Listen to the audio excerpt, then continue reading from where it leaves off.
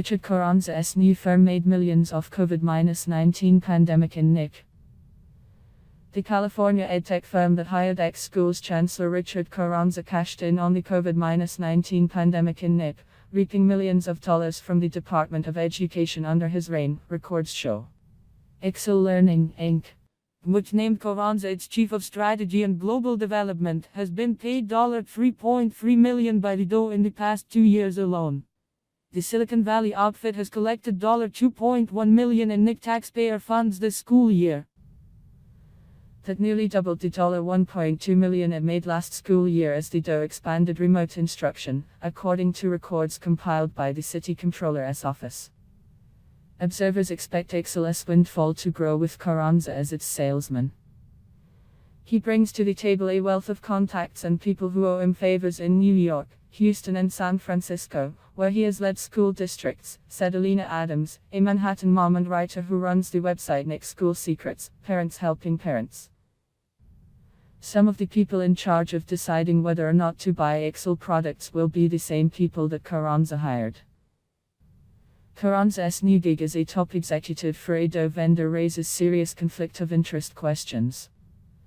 Under NYC laws, city employees may not seek jobs, including submit a resume, discuss opportunities, or interview with a company they are dealing with as part of their city job, the Conflicts of Interest Board, COIB, states. Carranza announced his resignation on February 26, saying he needed time to grieve 11 loved ones lost to COVID-19.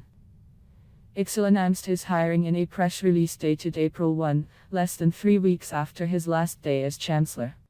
The company did not respond to questions about when they began negotiating with Carranza. The DOE said Carranza followed all job hunting conflict and recusal rules while securing his job with IXL. Other rules prohibit former city employees in the private sector from disclosing or using confidential information for personal advantage. They can communicate with their former city agency on behalf of a new employer or business for a year. And they can never work on a matter, such as a contract, for a non-city employer if they worked on it for the city. It has a judgment call on what inside information falls within the prohibition, said Brooklyn College and CUNY Grad Center education professor David Bloomfield.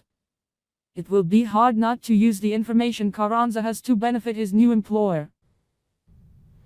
DOE spokeswoman Danielle Filson said, former Chancellor Carranza has pledged to follow all conflicts rules and will not engage with DOE or NYC school officials on behalf of IXL for 1 year.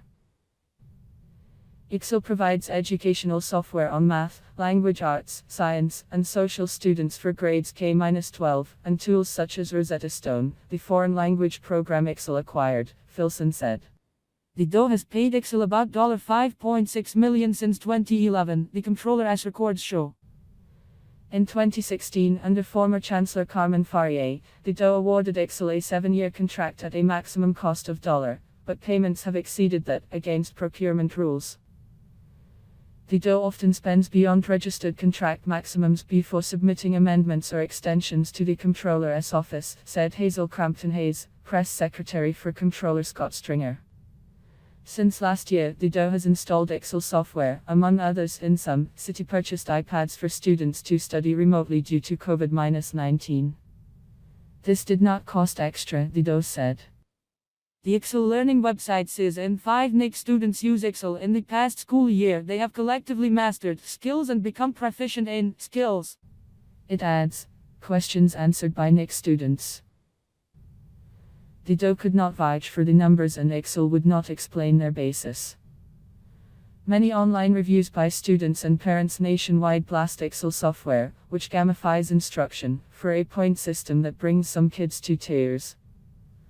I once walked into my daughter's bedroom to see her poised to smash her computer on the floor after 3 hours of IXL, a parent wrote.